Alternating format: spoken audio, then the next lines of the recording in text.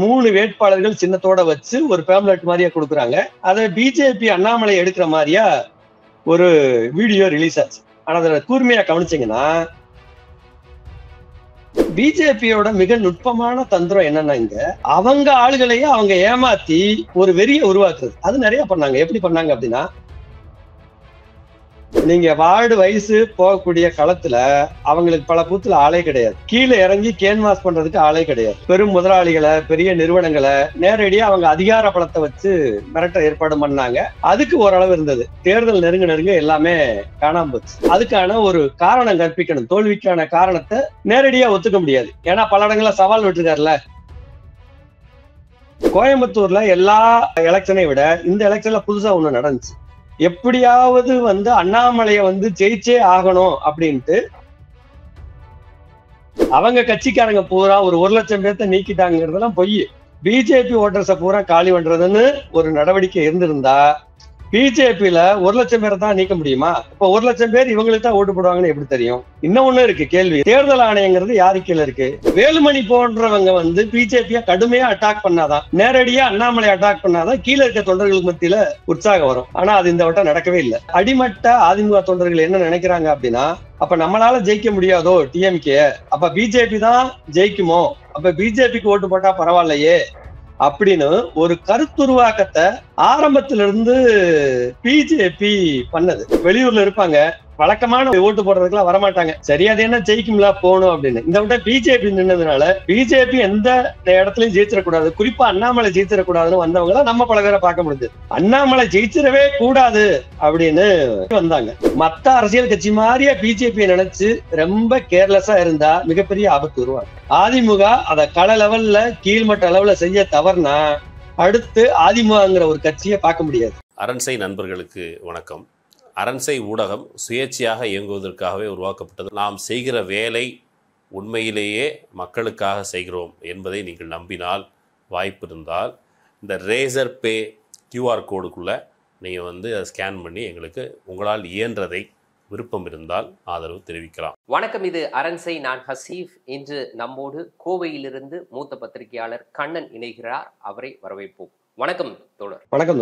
கோயம்புத்தூர்ல நேற்று நாடாளுமன்ற மக்களவை தேர்தல் வாக்குப்பதிவு நடந்து முடிந்ததற்கு பிறகு இன்னைக்கு பாஜக தரப்பில் அங்கு போட்டியிட்ட பாஜகவினுடைய மாநில தலைவர் அண்ணாமலை பல குற்றச்சாட்டுகளை தேர்தல் ஆணையத்தின் மீது வைக்கின்றார். தேர்தல் நடந்த அந்த முறைகள் குறித்தும் கூட பல குற்றச்சாட்டுகளை அவர் வைக்கின்றார். முதல்ல அவர் வைக்கக்கூடிய குற்றச்சாட்டு, இந்த வாக்காளர்களுடைய பெயர்கள் வேண்டுமென்றே நீக்கப்பட்டிருக்கின்றது அப்படின்ற ஒரு குற்றச்சாட்டை வைக்கிறாரு. ஒவ்வொரு குற்றச்சாட்டுக்கா போறதற்கு முன்னாடி ஒட்டுமொத்தமாக இப்படியான குற்றச்சாட்டுகளை அண்ணாமலை வைப்பதனுடைய பின்னணி என்ன நீங்க பாக்குறீங்க? நாங்க தான் கோவையில வெற்றி பெறுவோம், எலெக்ஷன் முடியட்டும் நாங்க பாக்குறோம் அப்படிலாம் எல்லா இடத்துலயும் நீங்களே பாருங்க, மறுபடியும் எலெக்ஷன் முடிஞ்சு நம்மளாம் சந்திக்கத்தானே போறோம் அப்படின்னு எல்லா பத்திரிகையாளர் சந்திப்புலயுமே அவரு பேசிக்கிட்டே இருந்தாரு. ஆனா அவங்க எதிர்பார்த்ததை விட அதை அப்படியே தலையிலா நெகட்டிவா இங்க மாறினவன காரணம் தேடுற ஏற்பாடுல தான் இருக்காங்க. ஏன் அப்படின்னா, எலெக்ஷனுக்கு முன்னாடி வரைக்கும் அவங்க மிகப்பெரிய அளவுல ஒரு நெரேட்டிவா செக் பண்ணியிருந்தாங்க. எப்படி அப்படின்னா, ஐபிஎஸ் படிச்சவரு கோயம்புத்தூருக்கு தொழில் வளர்ச்சியில மிகப்பெரிய அளவு வரணும் அப்படின்னா இது மாதிரியே படிச்சவர் தான் வரணும் அப்படின்னு ஒரு நெரேட்டிவை பெரும்பளவு செக் பண்ணாங்க. அது எப்படி செக் பண்ணாங்க அப்படின்னா, சோசியல் மீடியா வழியா தான் செக் பண்ணாங்க. ஜனங்கிட்ட செக் பண்றதுக்கு ஒண்ணும் கிடையாது. அதுல ஒரு பகுதி ஜனங்க அதுல இன்ஃபுளுயன்ஸ் ஆனாங்களான்னா ஆனாங்க, அது இல்லை எல்லாம் மறுக்க முடியாது. ஆனா தேர்தல் களத்துல நீங்க வார்டு வயசு போகக்கூடிய களத்துல அவங்களுக்கு பல பூத்துல ஆளே கிடையாது. கீழே இறங்கி கேன்வாஸ் பண்றதுக்கு ஆளே கிடையாது. ஆனா சோசியல் மீடியால ரொம்ப வலுவா வாட்ஸ்அப் குழுக்கள்ல கீழே வரைக்கும் கொண்டு போறதெல்லாம் இருந்தது. ஆனா போலிங் நடந்தப்ப என்ன வந்ததுன்னா, அவர் ஆக்சுவலி இந்த கோயம்புத்தூர்ல எலெக்ஷன் கண்டக்ட் பண்றதுக்கு முன்னாடி கொடுத்த பிரஸ் மீட்ல, நான் 1 பைசா கூட ஓட்டுக்கு தரமாட்டேன், நீங்களாம் இருந்துக்கிறீங்களா, ரொம்ப நுட்பமா பாப்பீங்கல்ல, என்னை தொடர்ந்து பாருங்க, இந்த தேர்தல் ரொம்ப நேர்மை நடக்கும், 1 பைசா கூட கொடுக்க மாட்டேன்னாரு.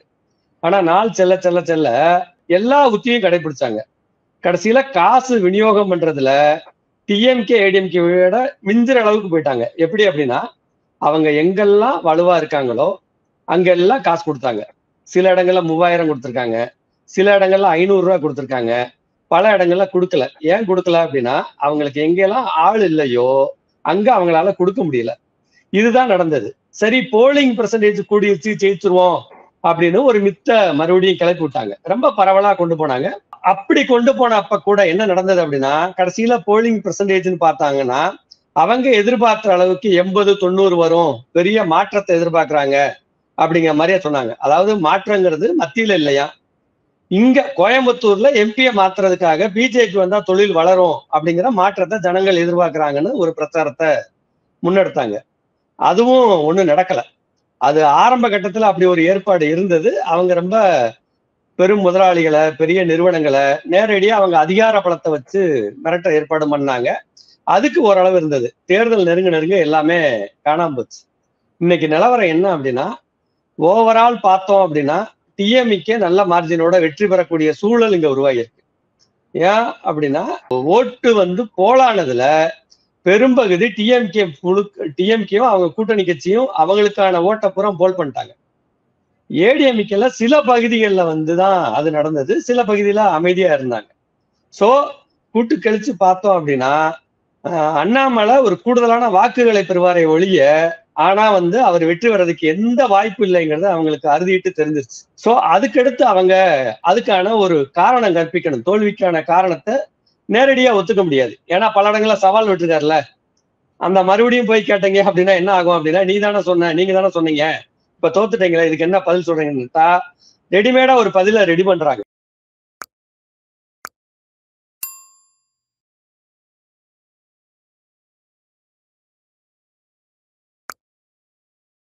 நேத்து நடக்கல. நீங்க 2019 தேர்தல்ல எங்கெல்லாம் 2வது இடம் பிடிச்சாங்களோ அதுல ஒரு தொகுதி கோயம்புத்தூர். கடந்த 2 வருஷமா மேக்ரோ லெவல்ல எல்லா இடத்துலயும் வேலை பார்த்திருக்காங்க. ஓட்டர்ஸ் சேர்க்கறதுல இருந்து எல்லா புது இளம் தலைமுறை, அத புதிய வாக்காளர்களை சேர்க்கறதுல இருந்து எல்லா வேலையும் பார்த்தாங்க. இவங்க இன்னைக்கு அண்ணாமலை கரூர்ல இருந்து இங்க எலெக்ஷன் வேலைக்கு வரல. அதுக்கு முன்னாடி பிஜேபியோட ஐடி விங் எல்லா மட்டத்திலையும் வேலை பார்த்தது. பூத் ஏஜென்ட் உள்ளிட்டு எல்லா இடத்துலயும் என்னெல்லாம் பண்ண முடியுமோ எல்லாம் பண்ணாங்க. குறிப்பா வாக்காளர் பட்டியலுங்கிறதையும் ரொம்ப பெரிய அளவுக்கு அவங்க குறிப்பா வேலை பார்த்தாங்க. இன்னைக்கு தோல்வின்னு வந்ததுக்கு அடுத்து ஓட்டர்ஸை நீக்கிட்டாங்கிற காரணம் என்ன காரணம்னு தேடுற ஏற்பாடுல தான் இன்னைக்கு இருக்காங்க. நீங்க சொல்வது போல இந்த கோயம்புத்தூர் தொகுதியை குறிவைத்து பாஜக பல மாதங்களாக வேலை செய்து கொண்டிருக்கும் பொழுது அந்த ஓட்டர் லிஸ்ட்ல யார் ஒரு பேர் இருக்கு, யார் பேர் விடுபட்டு இருக்கு அப்படின்றதையும் கூட அவர்கள் கவனத்தில் எடுத்திருப்பார்கள். ரொம்ப முக்கியமான பாயிண்ட்டை நீங்க முன்வைக்கிறீங்க. இதே கேள்வியை தான் வானதி ஸ்ரீனிவாசன் அவர்களிடம் பத்திரிகையாளர்கள் முன்வைக்கும் பொழுது ஏஜென்ட்டுகள் அதையெல்லாமா பார்த்துக்கிட்டு இருப்பாங்க அப்படின்ற மாதிரி ஒரு பதில சொல்றாரு. இந்த பதிலை நீங்க எப்படி பார்க்கிறீங்க? அப்ப அவங்களும் காரணத்தை தேடதான் ஆரம்பிக்கிறாங்கன்னு சொல்லணும். ஏஜென்ட் இதெல்லாம் பார்க்காங்கன்னா ஏஜென்ட் பூத்துல போய் பூத்து வேலையை தான் பார்க்க முடியும். அதுக்கு முன்னாடி இருக்க கட்சிக்காரங்க என்ன வேலை பார்த்தாங்கன்னு இருக்கு. கட்சிக்காரங்கள்ல அவங்க என்ன பண்ணாங்கன்னா, உங்களுக்கு லோன் வாங்கி தர்றோம், நீங்க யாருக்கு ஓட்டு போடுங்கன்ட்டு கேட்டது அவங்களோட ஆதார், ஓட்டர் ஐடி. இதத்தான் அவங்களோட டீம் பூராமே கோயம்புத்தூர்ல பல இடங்கள்ல அவங்க கலெக்ட் பண்ணாங்க. அப்படி யாரையுமே மிஸ் பண்ணல. கோயம்புத்தூர்ல எல்லா எலெக்ஷனை விட இந்த எலெக்ஷன்ல புதுசா ஒண்ணு நடந்துச்சு. எப்படியாவது அண்ணாமலையை ஜெயிச்சே ஆகணும் அப்படின்ட்டு ஃபாரின்ல இருக்கக்கூடிய, வெளியூர்ல இருக்கக்கூடிய ஒரு குறிப்பிட்ட வகுப்பினர், குறிப்பா சொல்லணும்னா பிராமணர் சமூகத்தை சேர்ந்த எல்லா பேருமே அவங்க அசோசியேஷன் எல்லாம் கூட்டம் போட்டு கண்டிப்பா பிஜேபியை ஜெயிக்க வைக்கணும். அதுக்கு பல தடவை கூட்டம் போட்டாங்க. வெளியூர்காரங்களை பூரா கூப்பிட்டாங்க. என்ன பிரச்சனைனா, அவங்க மட்டும் இல்ல, பிஜேபிக்கு ஆதரவான பல ஆட்கள் வெளியூர்ல இருக்கவங்க எல்லாம் கூப்பிட்டாங்க. அதுக்கு முன்னாடி என்ன பண்ணிட்டாங்கன்னா, அவங்க இருக்கிறது வேற ஊரு, இங்க குடியிருக்கல. இப்ப எலெக்ஷன் பூத்துக்கு இல்லாட்டி எலெக்ஷன் ஓட்டு சரிபார்க்கையில போகிற அலுவலர் என்ன பண்ணுவாங்கன்னா, பக்கத்து வீட்டுல கேட்பாங்க, இந்த வீட்டுல இருக்காங்களா, இல்லைங்க அவங்க வேற ஊருக்கு போயிட்டாங்க அப்படின்னு சொன்ன உடனே அவங்க அதை நீக்கதான் செய்வாங்க. இங்க இல்லைன்னா ஓட்டு போடுறதுக்கு மட்டும் அங்க இருந்து இங்க வந்தாங்கன்னா முடியாது. உண்மையிலே சில பேர் விடுபட்டு இருக்க வாய்ப்பு இருக்கு. ஆனா அண்ணாமலை சொல்ற மாதிரியா அவங்க கட்சிக்காரங்க பூரா ஒரு 1,00,000 பேர்த்த நீக்கிட்டாங்கிறதெல்லாம் பொய்.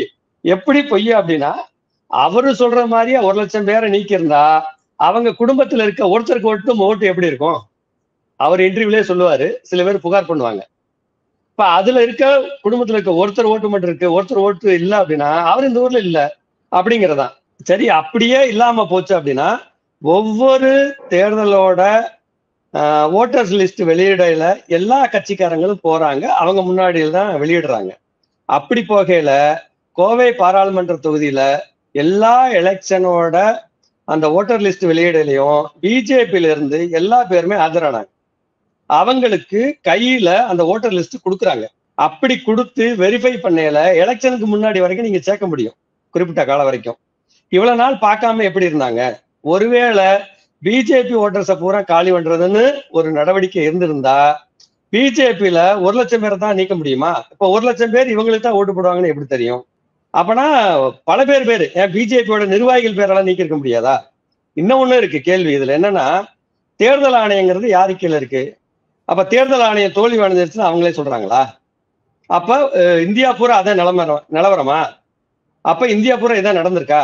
இப்படிலாம் கேள்வி கேட்டா அவங்களால பதில் சொல்ல முடியாது. காரணத்தை தேடுறதுல இது ஒரு காரணம், அவ்வளவுதான். தேர்தல் ஆணையத்தினுடைய செயல்பாடு குறித்து நாம தொடர்ந்து பல குற்றச்சாட்டுகளை எதிர்க்கட்சிகள் முன்வைக்குது, பத்திரிகையாளர் கூட ஓப்பனா முன்வைக்கிறாங்க.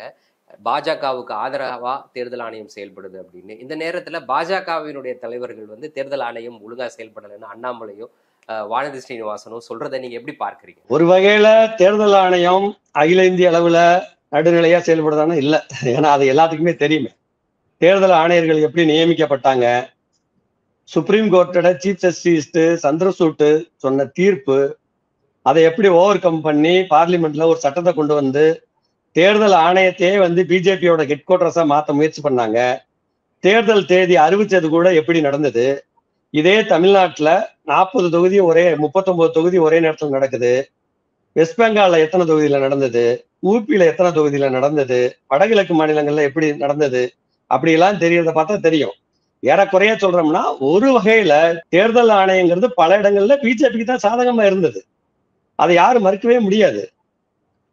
நீங்க பிரச்சாரத்துல கூட மதத்தை பயன்படுத்தக்கூடாதுன்னு சொன்ன பின்னாடியும் கோயம்புத்தூர்ல நடந்த முதல் பிரச்சாரம் ரோட் ஷோன்னு மோடி வந்தப்ப 98 குண்டுவெடிப்புல இருந்த அவங்கள போய் பார்த்து மலர் தூவி அந்த கம்யூனல் பாலிடிக்ஸை கையில் எடுக்க வேண்டிய அவசியம் என்ன? அன்னைக்கு புகார் அளிச்சாங்க. தேர்தல் ஆணையம் என்ன நடவடிக்கை எடுத்தது? ஆரம்பத்தில இருந்து இன்னைக்கு வரைக்கும் தேர்தல் ஆணையம் ஒரு வகையில பாஜகவுக்கு ஆதரவா தான் செயல்படுதான் சொல்லணும். ஏன் இதே பிரஸ் மீட்ல அவர் சொன்னாரு, மஸ்கட்ல இருந்தெல்லாம் ஓட்டு போடுறாங்க, அது என்ன குறியீடு? நீங்க என்ன சொல்ல வர்றீங்க? நீங்க லண்டன்ல இருந்து ஓட்டு போட வர்றாங்க, அதெல்லாம் சொல்ல மாட்டீங்க. மஸ்கட்ல இருந்து ஓட்டு போட வர்றீங்க அப்படின்னா எல்லா இடத்துலயும் உங்களோட குறியீடுங்கிறது மத ரீதியான பிளவை ஏற்படுத்துறதுக்கான எல்லா வேலையுமே கோயம்புத்தூர்ல பண்ணாங்க. குறிப்பா பாத்தீங்கன்னா உண்மையிலே திமுக ரொம்ப நிதானமா கையாண்டதுன்னு தான் சொல்லணும். ஒரு 4 இடத்துல மத ரீதியா கலவரத்தை உருவாக்க இந்த எலெக்ஷன் காலத்துல பிஜேபி திட்டமிட்டு சில வழிமுறைகளை கையாண்டாங்க. ஆனா அவங்களுக்கு இடம் கொடுக்காம, அதுக்கு ஈல்டாகாம அந்த சம்பந்தப்பட்ட மதத்தினரும் நடந்துக்கிட்டாங்க, அரசியல் கட்சிகளும் நடந்துக்கிட்டாங்க. அதனால அவங்களோட பிளான் எல்லாமே இங்க தோல்வி அடைஞ்சுதான் சொல்லணும். எலெக்ஷன் கமிஷன் சரியா நடந்திருக்கணும் அப்படின்னா முதல்ல மத ரீதியா ஒரு பிரிவினையை உருவாக்கி கடவுள் பெயரால் அரசியலை முன்னெடுக்கிறத தடுத்து நிறுத்தி முதல்ல அவங்க மேலதான் அவங்க வழக்கு பதிவு பண்ணிருக்கணும். அது பண்ணல அப்படிங்கறதா. அது ஒட்டு மொத்தமாக தேர்தல் முடிவுகள் அப்படின்றத பொறுத்த வரைக்கும் இப்போ பாஜக எதிர்பார்ப்பது அப்படின்றது வெற்றி அப்படின்றதை தாண்டி 2வது இடம் அப்படின்னு. அப்போ அந்த 2வது இடம் அப்படின்றது இன்னைக்கு அண்ணாமலைக்கு சாத்தியமா? கோயம்புத்தூர்ல ஒரு 81,000 ரூபாய் ஒவ்வொரு ஏரியாலையும் தனித்தனியா குடிக்கல, ஒரு இடத்துல கையும் களவுமா தேர்தல் ஆணையமே குடிச்சிருக்கே. அதுதான் நான் முதல்லயே ரொம்ப தெளிவா சொன்னேன். என்ன அப்படின்னா, அவங்க எங்கெல்லாம் வலுவா எந்த பகுதியில இருக்காங்களோ அவங்களால கொடுக்க முடிஞ்சது. இன்னும் ஒண்ணு திமுகவோட நீங்க அதிமுகவை ஒப்பிடக்கூடாது. ஏன் அப்படின்னா இந்த தேர்தல்ல இவ்வளவு வருஷம் கோயம்புத்தூர்ல இருந்திருக்கோம். ஏடிஎம்கே ஒவ்வொரு தேர்தலையும் எப்படியெல்லாம் வேலை பார்க்கணும் எல்லா பேரும் பார்த்திருக்கோம். ஒரு இடத்த விட்டு இன்னொரு பகுதிக்கு போகணும்னா ஏதாவது ஒரு இடத்துல ஏடிஎம்கேவோட பிரச்சாரத்தை கண்ணில் பார்க்காம போக முடியாது. இங்க ஏறக்குறைய பெரும்பகுதியான இடங்கள்ல அப்படியான ஏற்பாடே கிடையாது. தெரிஞ்சோ தெரியாமலையோ ஒரு வகையில எதனால ஏடிஎம்கே ரொம்ப அமைதியா ஆனது அப்படின்னு தெரியல. சில தொகுதியில உண்மையிலேயே சில ஒர்க்கெல்லாம் பண்ணியிருக்காங்க. அப்படியான ஒர்க்கு இந்த கோவை தொகுதி நாடாளுமன்ற தொகுதிக்கு உட்பட்ட எல்லா இடங்களும் இல்ல. குறிப்பா கிராமப்புறங்கள்ல இல்ல. சில பகுதிகளில் நகர்ப்புறங்கள்ல மட்டும் இருந்தது, பல பகுதியில இல்ல அப்படிங்கறதுதான். பல இடங்கள்ல தேர்தல் நாள் அன்னைக்கு ஏடிஎம்கேக்கான அந்த ஏஜென்ட்டுக்கான இந்த கேம்பெயின் பண்ணக்கூடிய வாக்காளர் லிஸ்ட்டை சரிபார்க்கக்கூடிய டென்ட் போட்டிருந்தாங்க. ஒரு ஆள் கிடையாது. அதை விட பல பூத்துல ஏடிஎம்கே காரங்க வலுவா இருந்து உள்ளுக்குள்ள ஏஜென்ட் நின்று கடைசி வரைக்கும் இருப்பாங்க. பல இடங்கள்ல இந்த வட்டம் அது பார்க்க முடியல. அது என்ன நடந்துச்சுன்னு நம்மளால சரியா சொல்ல முடியல. ஆனா ஒரு வகையான உடன்பாட்டுக்கு வந்திருப்பாங்களோங்கிற ஐயம் வந்து பரவலா பேசுறது இருக்கு. ஏன்னா இங்க இருக்கக்கூடிய பழம் பொருந்திய நபர்னு பார்த்தா வேலுமணி. பாஜகவுடைய கூட்டணியில இருந்து அதிமுக வெளியில வந்ததுக்கு காரணமே அண்ணாமலை தான். அப்படித்தான் அதிமுக இன்ன வரைக்கும் சொல்லி கொண்டு இருக்குது. அப்படிப்பட்ட அண்ணாமலை வெற்றி அடைவதற்கு அதிமுகவினுடைய தலைமையின் உத்தரவின் அடிப்படையில அங்க லோக்கல்ல இருக்கக்கூடிய அதிமுக காரர்கள் இப்படியாக செயல்பட்டு இருப்பார்களா? அதாவது அண்ணாமலை வெற்றி அடையட்டும், நாம வேலை செய்ய வேணாம் அப்படின்னு செயல்பட்டு இருப்பாங்களா? இல்ல லோக்கல்ல இருக்கக்கூடிய அதிமுகவினுடைய தலைமை தனிச்சையாக எடுத்த முடிவின் அடிப்படையில நீங்க சொல்லுவது போல அதிமுக வேலை செய்யாம விட்டு இருப்பாங்களா? இதை எப்படி பார்க்கறீங்க? இது நீங்க ரெண்டையுமே சொல்லலாம். எப்படின்னா, இப்ப நீங்க வந்து எடப்பாடி பழனிசாமி அவங்களோட பிரச்சாரத்துல பாத்தீங்கன்னா எந்த இடத்துலயுமே மோடி பேரை பயன்படுத்தி மோடிக்கு எதிராக எந்த பிரச்சாரமே பண்ணல. இங்க இருக்கக்கூடிய அதிமுக வேட்பாளர் மட்டும்தான் பேசினாரே தவிர வேலுமணி எந்த இடத்துலயுமே அதை பத்தி மோடியை கிரிட்டிசைஸ் பண்ணல. அவங்க ஆட்சி அவலத்தை கிரிட்டிசைஸ் நேரடியா பண்ணல. மறைமுகமா சுத்தி சுத்தி வருவாங்க. அதுதான் நடந்தது. நீங்க ஒரு வகையில பாத்தீங்க அப்படின்னா அண்ணாமலையால தான் வந்து ஏடிஎம்கே கூட்டது, பிஜேபியில இருந்து ஏடிஎம்கே விலகுச்சு அப்படின்னு சொன்னா கூட நீங்க அண்ணாமலை இல்லாம எந்த உண்ணாமலை வச்சாலும் பிஜேபியோட கொள்கைங்கிறது கோட்பாடுங்கிறது ஒண்ணுதான். மேல என்ன நினைக்கிறாங்களோ அதைத்தான் அண்ணாமலை செய்ய முடியுமே தவிர அண்ணாமலை பிஜேபிக்குள்ள இருந்துட்டு தனித்த முடிவெடுத்து தனித்து இயங்குறதுக்கான அமைப்பு இல்லை பிஜேபி. இது ஏடிஎம்கேக்கும் தெரியும். ஒரு ஸ்டேஜ்ல நீங்க வந்து ரொம்ப அக்ரெசிவா பிஜேபியை எதிர்க்கிறோம்னு ஆரம்பிச்சீங்க அப்படின்னா உங்களோட கடந்த கால ஊழல் பட்டியல், சொத்து பட்டியல் எல்லாமே அவங்க கையில இருக்குங்கிறது எல்லாத்துக்கும் தெரியும். ஏன் டிஎம்கே சம்பந்தப்பட்ட இடங்கள்ல எந்த அளவுக்கு இடி ரைடு நடந்தது, ஏடிஎம்கேயும் இப்ப வந்து பிஜேபி இருந்து பிரிச்சுட்டாங்கல்ல, எவ்வளவு இடத்துல இடி ரைடு நடந்தது? அதுக்கு என்ன காரணம்? குறிப்பா வந்து வேலுமணி மேல இருக்கக்கூடிய பல்வேறு ஊழல் குற்றச்சாட்டுகள், அதை இடியால கையில் எடுக்க முடியாதா? ஒருவேளை இங்க அக்ரெசிவா ஏடிஎம்கே வேலை பார்த்தது அப்படின்னா தேர்தலுக்கு முன்னாடியே அவங்க வீட்டுக்கு போயிருக்கும் ரைடு. ஏன் நடக்கல? அவர் பெரும்பகுதி இருந்தது பூராமே பொள்ளாச்சி ஏரியா. பல தொகுதிகள் பொறுப்பா இருக்கலாம்.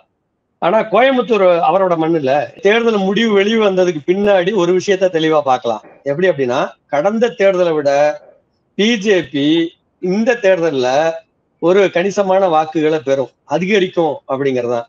ஏன் அப்படின்னா, நீங்க அதிமுகவில் இருக்கக்கூடிய ஒரு பகுதியான வாக்கு நீங்க பிஜேபிக்கு போயிருக்கு.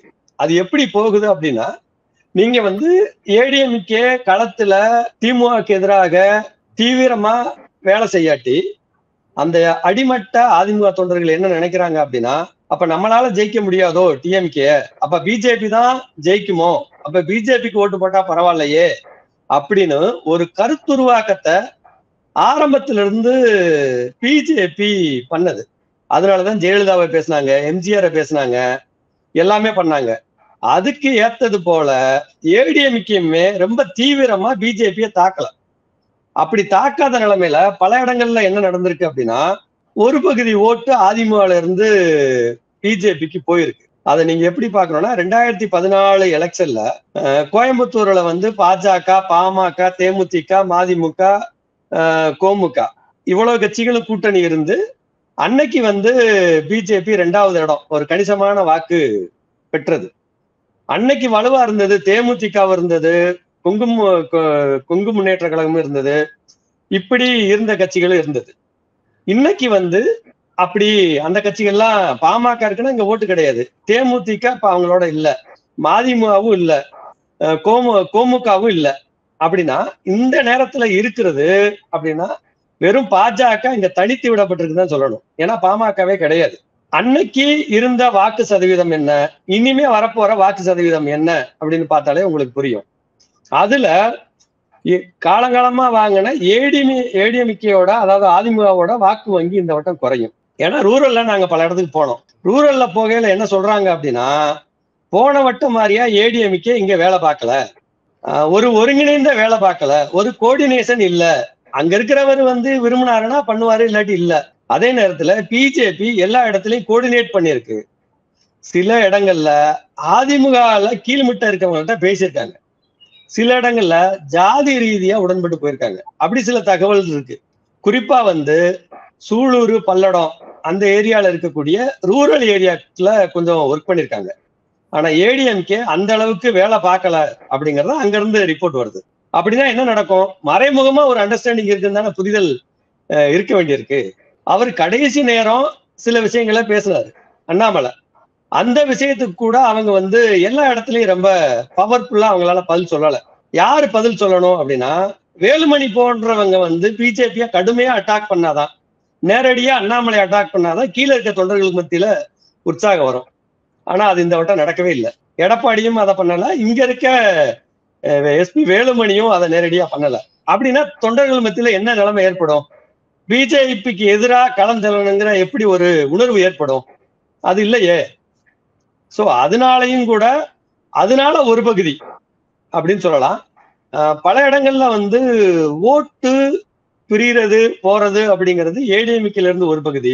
அதே மாதிரியே எந்த அளவுக்கு அண்ணாமலை ஜெயிக்கணும் அப்படின்னு பல ஏற்பாடுகள்ல சில பேர் ஓட்டு போட்டாங்க தீவிரமா. அது இல்லைன்னு சொல்ல முடியாது. அது ஒரு குறிப்பிட்ட பிரிவு, ஒரு குறிப்பிட்ட யூத்ல ஒரு செக்ஷன் அப்படின்னு சொல்லலாம். அதே நேரம் அண்ணாமலை ஜெயிச்சிடவே கூடாது அப்படின்னு ஒரு பகுதி வந்தாங்க. அதையும் நம்ம மறுக்க முடியாது. வெளியூர்ல இருப்பாங்க, வழக்கமான ஓட்டுக்கு ஓட்டு போடுறதுக்குலாம் வரமாட்டாங்க. சரி அது என்ன ஜெயிக்கும்ல போகணும் அப்படின்னு. இந்த விட பிஜேபி நின்னதுனால பிஜேபி எந்த இடத்துலயும் ஜெயிச்சிடக்கூடாது, குறிப்பா அண்ணாமலை ஜெயிச்சிடக்கூடாதுன்னு வந்தவங்கள நம்ம பல பேரை பார்க்க முடிஞ்சது. அது ரெண்டு தரப்புலயும் நடந்தது. சோ நீங்க கூட்டி கழிச்சு பாத்தீங்கன்னா ஏடிஎம்கேல ஒரு பகுதி, அதுவும் ஜாதிய பிடிமானத்தோட இருக்கக்கூடிய சில பகுதியில ஏடிஎம்கேல ஒரு குறிப்பிட்ட வாக்குகளை பிஜேபிக்கு மாத்திருக்காங்க அப்படின்னு தான் சொல்ல முடியும். இந்த தேர்தலுக்கு இப்படியாக நாம செய்யறோம், எதிர்காலத்துல அதிமுகவை அது பாதிக்கும் அப்படின்ற மாதிரியான எண்ணங்கள் எதுவுமே எஸ்பி வேலுமணிக்கு கிடையாதா? இன்னொன்று, கோவை அவருக்கு உட்பட்ட பகுதி. அந்த பகுதியில அதிமுக 2வது இடத்திற்கு கூட வராமல் பின்னுக்கு தள்ளப்பட்டா அது அவருக்கு ஒரு அவமானம் கிடையாது கட்சியில அவருக்கு? அப்படி கூட அவர் யோசிக்கலையா? இல்ல, இன்னைக்கு அதிமுக பொறுத்தளவுல அவங்களோட இருப்பே கேள்விக்குறியா தானே இருக்கு. அடுத்து யார் வருவாங்க? இப்ப நீங்க மோடி வந்தா இதே மாதிரியா போய் கடுமையா வேலை செஞ்சுட்டா அடுத்து இவங்க இருக்க முடியுமா அப்படிங்கிற கேள்வி. 2வது, மோடி ஜெயிப்பாரா தோப்பாரா அப்படிங்கிறதுல ஏடிஎம்கேக்கு இப்போ வரைக்கும் எந்த விதமான நம்பிக்கையும் கிடையாது. ஏன் கிடையாதுன்னா, நீங்க ஒட்டுமொத்த மீடியாவும் மோடி தான் ஜெயிப்பாரு அப்படிங்கிற பெரிய பின்பத்தை கட்டமைச்சிருந்தாங்க. இப்பதான் அது கொஞ்சம் கொஞ்சமா உடையுது. உடையிறதுங்கிறது ஒரு எலெக்ஷன் பாதி வந்ததுக்கு பின்னாடிதான், எலெக்ஷன் பிரச்சாரம் பாதி போனதுக்கு பின்னாடிதான் இன்னைக்கு வரைக்கும் உடஞ்சிட்டு வருது. அதுக்கு முன்னாடி அப்படியான ஒரு நிலைமை இல்லை. எந்த நம்பிக்கையின் அடிப்படையில பிஜேபிய பவர்ஃபுல்லா ஏடிஎம்கே எதிர்க்க முடியுங்கிற கேள்வி இருக்கு. ஒருவேளை இந்தியா கூட்டணி ஜெயிச்சு அது வந்தா கூட இவங்க அங்க நிக்க முடியாது. அதுவுமே அவங்களுக்கு பலகீனமா தான் போகும். பிஜேபியை எதிர்த்து ஃப்ரீயா வேலை பார்க்கக்கூடிய எந்த ஒரு சூழலுமே அந்த கட்சிக்கு இல்லை. ஏன்னா அந்த கட்சியை அப்படி ஒரு நிலைக்கு ஆரம்பத்துல இருந்து பிஜேபி வச்சிருந்தது. ஏன்னா நீங்க பிஜேபி அதிமுகக்குள்ள இருக்கக்கூடிய பலர் பிஜேபியை சித்தாந்த ரீதியா ஏத்தவங்க பூரா கடந்த காலத்துல என்னன்னாங்க, கட்சியில இருந்து தூக்கி எறியப்பட்டாங்க. அன்வர் ராஜா, கேசிபி, இப்படி பல பேர் நீங்க நிறைய பட்டியல் போடலாம். அது என்ன மாதிரியா நடந்தது அப்படிங்கறதையும் நம்ம சேர்த்து பார்க்க வேண்டியிருக்கு. இன்னைக்கு நீங்க பிஜேபி அட்டாக் பண்ணி பேசுறவங்க கூடாமே முதல் கட்ட தலைவர்களே இல்லை, 2ஆம் கட்ட தலைவர்கள் அல்லது வேறவங்க. கோயம்புத்தூர்ல கூட ரொம்ப சுவாரஸ்யமா ஒரு சம்பவம் நடந்தது. எலெக்ஷனுக்கு முன்னாடி பல மணிகள் பிஜேபியில ஜாயின் பண்ண போறாங்க பாருங்கன்னு பத்திரிகையாளருக்கு டைம் கொடுத்தாங்க. ஹோட்டல்ல டைம் உள்ளிட்டு ஹோட்டல்ல ரூம் எல்லாம் புக் பண்ணாங்க. கடைசியில அந்த இணையற விழா கேன்சல் ஆச்சு. ஏன் ஆச்சு அப்படின்னா, அவங்க குறி வச்சது வேலுமணி, தங்கமணி, பல மணிகளை குறி வச்சாங்க. அது கடைசி கட்டத்துல நடக்கல. நடக்காம போனதுனாலதான் அந்த பிரஸ் மீட்டு காலியாச்சு. ஏன் ஆச்சு அப்படின்னா, இவங்களுக்கான ஒரு நிலைத்த போலாமா வேணாமா, முடியுமா முடியாதா அப்படிங்கிற ஒரு கன்ஃபியூசன் ஸ்டேட்லயே இருக்காங்க. அப்படியான ஒரு நிலைமைய பிஜேபி ஆரம்பத்துல இருந்தே வச்சிருந்தது. நல்ல வேளைக்கு சுதாரிச்சது என்னன்னா, அப்படி போயிருந்தா கள நிலைமையை மாறி இருக்கும், அவங்களுக்கும் டோட்டலா எதிர்காலம் இல்லாம போயிருக்கும். ஏன்னா பிஜேபியில இருந்து வேற கட்சியில இருந்து பிஜேபிக்கு போனவங்களோட நிலைமை, அவங்க பிஜேபிக்கோட பலனுக்காக தான் பயன்படுத்துவாங்களே தவிர அடுத்த கட்ட தலைவரா யாரையும் மெர்ஜ் பண்ணவே விட மாட்டாங்க. அதான் பிஜேபியோட வரலாறு. ஒண்ணு பிஜேபியா மாறணும், பிஜேபியிலே கோர், அதாவது இந்துத்துவா கருத்தியலை முன்னெடுத்து பிரிவினைவாதத்தை கையில் எடுத்தாதான் அவன் தலைவர் ஆக முடியும். ஜனங்களுக்கான அரசியலை, ஜனங்களுக்கான நன்மைய, இப்ப வேலுமணியில 1000 விமர்சனம் இருக்கலாம் ஊழல்ங்கிற மாதிரி எல்லாம், ஆனா களத்துல அவரோட ஒர்க்கு, ஜனங்களுக்கான ஒர்க்கு பார்த்திருக்காருல, அதெல்லாம் நீங்க குறைச்சலாம் மதிப்பிட முடியாது. அவருக்கான ஒரு செல்வாக்க வச்சிருக்காரு. அப்ப நீங்க பிஜேபிக்கு போனா என்னவா இருக்கும் அப்படின்னா, அப்படி களவொருக்கு பதிலா அந்த குனியமுத்தூர் பகுதியில் இருக்கக்கூடிய மத ரீதியான பிரிவினைக்குத்தான் வித்திடணும். அப்படின்னாதான் அவர் பெரிய தலைவர் ஆக முடியும். அப்படி யதார்த்தமா இன்னைக்கு இருக்க பல தலைவர்களுக்கு அது வராது. சோ அதனால அவங்க அந்த கன்ஃபியூஸ் ஸ்டேட் இருக்கிறதுனால இது தொடருது அப்படிதான் சொல்ல முடியுமே தவிர, அவங்களுக்கு பயந்துட்டு இல்லாட்டி அப்படி போயிடுவாங்க அப்படிலாம் சொல்ல முடியாது. இன்னமும் ஒரு குழப்பமான நிலை ஏடிஎம்கேல இருக்கு. அதை ரொம்ப சாதகமா பயன்படுத்துறாங்க. எல்லாருமே இப்ப எதிர்நோக்கக்கூடிய முக்கியமான தொகுதி, இந்த தொகுதியினுடைய முடிவு என்னவாக இருக்கும் அப்படின்னு பார்க்கக்கூடிய தொகுதிகள்ல இப்ப கோயம்புத்தூரும் முக்கியமான தொகுதி. அதனுடைய முடிவு, ஒரு மூத்த பத்திரிகையாளராக இந்த தேர்தல் முழுவதும் நீங்க பார்த்திருக்கிறீங்க, முடிவு என்னவாக இருக்கும்? கோயம்புத்தூரோட தேர்தலோட முடிவுங்கிறது இப்ப வரைக்கும் டிஎம்கே தான் நல்ல வெற்றி பெறும், அதுல மாற்றுக்கிறதே கிடையாது. 2வது இடத்துக்கு இன்னைக்கு இருக்க பிஜேபி பண்ணி இருக்கக்கூடிய மிகப்பெரிய சோசியல் மீடியா நெட்வொர்க்கிங், ஒரு கருத்துருவாக்கங்கிறது பெரிய அளவுக்கு பண்ணியிருக்காங்க. அதெல்லாம் சும்மா சொல்லக்கூடாது. அதாவது அத எப்படி சொல்றதுன்னா, தியரி ஆஃப் கேஸ் லைட்டின்னு சொல்லுவாங்கல்ல. நமக்கு நாமே நம்பிக்கை இழந்து ஒரு சிக்கலை உருவாக்குறவங்களையே நல்லவர், அவர் தான் காப்பாற்ற முடியுங்கிற ஒரு மனநிலையை உருவாக்கக்கூடிய ஒரு சூழ்ச்சி. அந்த சூழ்ச்சி இன்னைக்கு சமூக, பொருளாதார, அரசியல் தளங்கள்ல ரொம்ப வலுவா பிஜேபி பண்ணிருக்கு. அப்படி இருக்கையில அந்த கருத்தியலுக்கு ஆள்பட்டு ஒரு பகுதி ஜனங்கள் அவங்களுக்கு ஓட்டு போட்டிருக்காங்க. சோ அதன் காரணமா நீங்க பிஜேபியா அல்லது அதிமுக 2வது இடம் அப்படி போட்டி வந்தாலும் ஆச்சரியப்படுறதுக்கு இல்லை. அது என்னோட தனிப்பட்ட கருத்து. ஏன் அப்படின்னா, களத்துல பாக்குறோம். நீங்க உதாரணமா பாத்தீங்கன்னா, அவங்க ரொம்ப நுட்பமா பிரச்சாரம் பண்ணாங்க பிஜேபி. அதாவது பிஎஸ்சி டெக்குக்கு முன்னாடி போய் நின்று ஒரு 3 பேரு, அதாவது ஏடிஎம்கே, டிஎம்கே, பிஜேபி 3 வேட்பாளர்கள் சின்னத்தோட வச்சு ஒரு பேம்லெட் மாதிரியா கொடுக்குறாங்க. அதை பிஜேபி அண்ணாமலை எடுக்கிற மாதிரியா ஒரு வீடியோ ரிலீஸ் ஆச்சு. ஆனா அதுல கூர்மையா கவனிச்சீங்கன்னா, அதுல இவங்க என்ன கேள்வி கேட்டாங்க, எதனால அந்த மாணவர்கள் அந்த படத்தை எடுத்தாங்க அப்படிங்கிறது இருக்காது. பேக்ரவுண்ட் ஒரு மியூசிக்கோட கொடுத்துருவாங்க. இதை பாக்குறவங்களுக்கு எல்லாம் என்ன புரிதல் ஆகணும்னா, அப்ப மாணவர்கள் பூராமே அண்ணாமலை தான் தேர்வு பண்றாங்க அப்படியான ஒரு கருத்திரியலை திணிக்கிறது. நாங்க எங்க ஆட்களை விட்டு அங்க விசாரிக்க விட்டோம். ஆனா அவங்க என்ன கேள்வி கேட்டிருக்காங்கன்னா, இந்த 3ல எது பிஜேபியோட சிம்பல், பிஜேபியோட தலைவர் அண்ணாமலை உங்களுக்கு தெரியுமா, எடுங்கன்னு சொல்லியிருக்காங்க. அந்த அடிப்படையில எடுத்தது. அதையே எப்படி ரொம்ப நாசுக்கா டைவர்ட் பண்ணி நீங்க யாருக்கு ஓட்டு போடுவீங்கிற மாதிரிய கருத்தியலை, ஆனா அவங்க சொல்லல, இண்டிகேட் பண்ற விஷயம் அதுதான். அப்படியான கருத்தியலை ரொம்ப வலுவா வளர்ச்சாங்க. இன்னும் ஒண்ணு என்ன பார்க்க வேண்டியது இருக்கு அப்படின்னா, பிஜேபியோட ஐடி விங், அதுக்கான நெட்வொர்க், அவங்க சொல்றது மாதிரியான ஒரு 10,000 பேர் இதுல இருந்து வேலை செஞ்சாங்கிறதெல்லாம் கிடையாது. ஆனா பிஜேபியோட மிக நுட்பமான தந்திரம் என்னன்னா, இங்க அவங்க ஆளுகளையே அவங்க ஏமாத்தி ஒரு வெறியை உருவாக்குறது. அது நிறைய பண்ணாங்க. எப்படி பண்ணாங்க அப்படின்னா, நம்ம இன்னைக்கு ஒரு 10,000 பேர் இருக்கோம், இந்த 10,000 பேருமே ஒரு 100 பேரை சேர்த்தீங்கன்னா நீங்க எத்தனை லட்சம் ஓட்டு வரும், நீங்க 10 லட்சம் ஓட்டு வந்துடும், இங்க இருக்கிறது 20 லட்சம் தான், 10 லட்சம் ஓட்டுமே நமக்கு தான் அப்படின்னு இல்லாத ஒண்ண அவங்க ஆளுகளுக்கே அதை தொடர்ந்து போதிச்சு ஒரு வெறிய நம்பிக்கையை உருவாக்குனாங்க. அப்படி ஒரு ஏமாற்றி ஒரு நம்பிக்கையை விதைச்சு உண்மையா உருவாக்குறதுல பிஜேபி அடிச்சுக்கிறதுக்கு வேற எங்கேயுமே ஆள் கிடையாது. எக்ஸ்பெஷலி கோயம்புத்தூர்ல அந்த வேலையை கடந்த 2 வருஷமா பண்ணாங்க. அது எப்படி பண்ணாங்கன்னா, ஜனங்க கூடுற இடங்கள்ல பூரா போய் அண்ணாமலை சம்பந்தமான ஒரு பிரச்சாரம், ஒரு பாசிட்டிவான நரேஷனை கிரியேட் பண்றத, மக்கள் கூடுற இடங்கள், குறிப்பா கடைகள், இதை 2 வருஷமா பண்ணியிருந்தாங்க. அந்த ஒரு நெரேட்டிவ் ஒரு பகுதி ஜனங்களை ஈர்த்திருக்கு, அதுக்கு அடிக்ட் ஆயிருக்காங்க. உண்மை எதுன்னு அவங்களால கண்டுபிடிக்க முடியல. அந்த அளவுக்கு அரசியல் விழிப்புணர்வு மற்ற அரசியல் கட்சிகள் கீழே வரைக்கும் கொண்டு போய் சேர்க்கல. அதுல ஒரு பகுதி வரும். அதனாலதான் நான் என்ன சொல்றேன்னா, செகண்ட் யாருங்கிறதுல ஒரு போட்டி இருக்குங்கிறது என்னோட கணிப்பு. 2வது, முக்கியமா சொல்ல வேண்டியது, பிஜேபி அண்ணாமலைக்கு இந்த தேர்தல் இலக்கு அல்ல. 2026 அதுலயும் அவங்க என்ன பண்ணிருக்காங்கன்னா, அவங்க ஐடி டீமுக்கு அவங்க இந்த ஐடி டீம்ல புதுசா புடிச்சவங்க எல்லாமே அப்படியே 2026 தேர்தல் வரைக்கும் ஒர்க் பண்றது. அதுக்கு என்னென்ன நெரேட்டிவ் செட் பண்றது. அதுல ஒண்ணு என்னன்னா, ஸ்வச் பாரத் அப்படிங்கிற ஒரு சிஸ்டத்தை எடுத்து ஒவ்வொரு ஏரியாலையும் போய் எல்லா பகுதியும் கிளீன் பண்றது, தூய்மைப்படுத்துறது. இது ஒரு தடவை இல்ல, 2 மாசத்துல 2 தடவை, இல்லாட்டி 3 மாசத்துக்கு குறைஞ்சபட்சம் ஒரு தடவை தொடர்ந்து இந்த வேலையே பண்றது. அந்த ஜனங்களையே அவங்களோட இணைக்கிறது. அது பிஜேபி பேர்ல இருக்கு.